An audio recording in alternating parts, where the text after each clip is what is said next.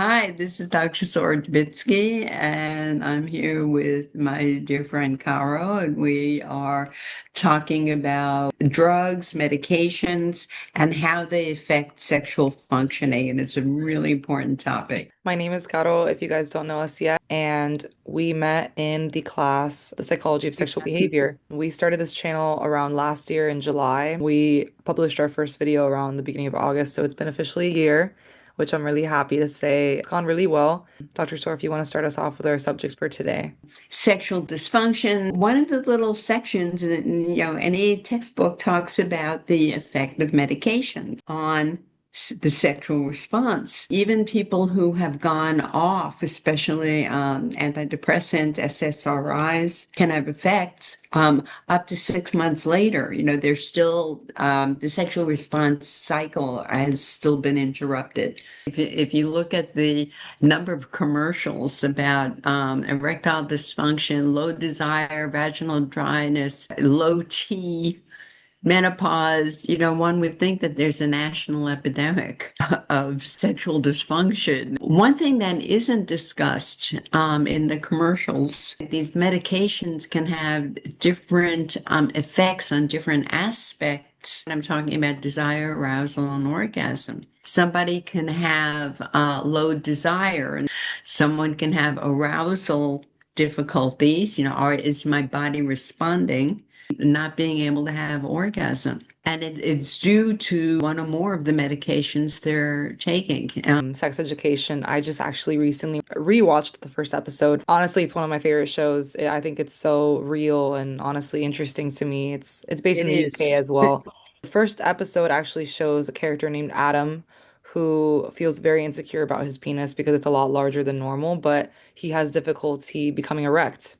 And so he takes like three Viagras at once. And then in the show, it shows that he's extremely erect and he can't even fit in his pants. Basically, we try to fix our problems by taking pills. The effects that the medications give us are either just temporary or are really just messing with your hormones and your brain functions. Something that I notice a lot, people will take more like recreational drugs or if not, like stimulants to feel a little more aroused during sex or like hyperactive. People just try to take things, to replace the feeling of low arousal. It's a big problem because it should be something that we should try to resolve naturally by communicating with one another, which is what overall our Yeah, message is all about. all medication has side effects. Alcohol, a small amount, reduces inhibition. And again, some of this is basic psychology, textbook stuff. Loosen inhibitions, that's what I meant. But if you take too much, erection can become difficult, lubrication may decrease, orgasm may be difficult. Alcohol can increase desire, but all the other effects, inhibitory effects on the other aspects. Ecstasy, a lot of people take MDMA, ecstasy. It can increase closeness, sensuality, touch, sexual interest, but it may make erection difficult. It may make ejaculation difficult. It may make orgasm difficult. The SSRIs, selective serotonin reuptake inhibitors, and Prozac, Zoloft, Lexapro, Paxil, very useful medications. Possible sexual side effects: desire, genital sensation, erection problems, delayed ejaculation, delayed orgasm. Opioids, antihistamines. Antihistamines are so common. Well, they can have a drying effect and interfere with arousal. The thing to ask is this drug uh, good or bad for sex? The response would be, is this affecting my desire? Is it affecting my arousal? Is it affecting my orgasm? And not this generic, is it good or bad?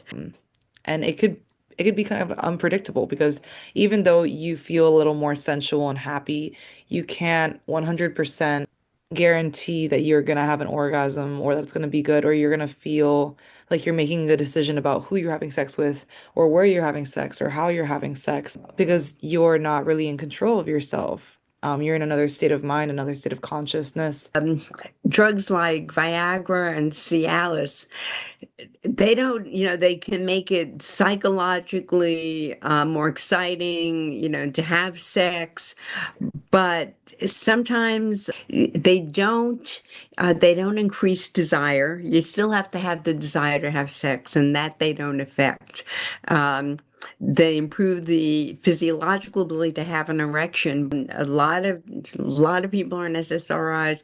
Again, just a caveat and a disclaimer: if you're on any medication, don't stop taking it. Just be aware that that it does have effects, and you need to talk to your doctor about it if you're experiencing any of the effects we're describing. But SSRIs, they reduce anxiety, depression. They're very effective medications. I had a man in my class last term, 80 years old, happiest guy I've ever met. And he was on an SSRI, and he was like the best student in the class. So they work, they're effective, millions of people are on them. But the possible sexual side effects are lack of genital sensation, erection problems, delayed ejaculation, delayed orgasm, absent orgasm. And the thing there is, I hear this from people, they complain that their partner isn't sexual. Well, know that that could be a side effect of medication they're on. So, like you were saying, it's almost like we're at odds with ourselves. We take these medications to feel better, but then we may need other medications to help with the sexual response cycle. Not everyone is going to have these side effects, but it's important to keep in mind and notice it in yourself, if you do happen to see some Exactly. side effects. Exactly. Be aware.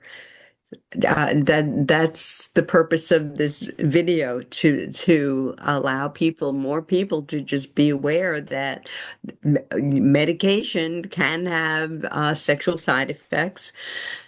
And then when you're aware of it, then you can do something about it. If you're not aware of it, you can complain and be miserable and be unhappy. We have a fixation on orgasm in this country. You could be unhappy, and yet there are ways of getting around it, and there are ways of still having, pleasurable sex. Cannabis is widely used by a lot of people in multiple age ranges, very largely used recreational drug. But I would say in the aspect of sex, a lot of people think that, being high on cannabis while having sex will automatically give you a better experience, and that's not necessarily the case for everyone. In most cases, it can increase desire, touch sensitivity, and pleasure, and also create a more intense orgasm or just pronounce it a little more than usual.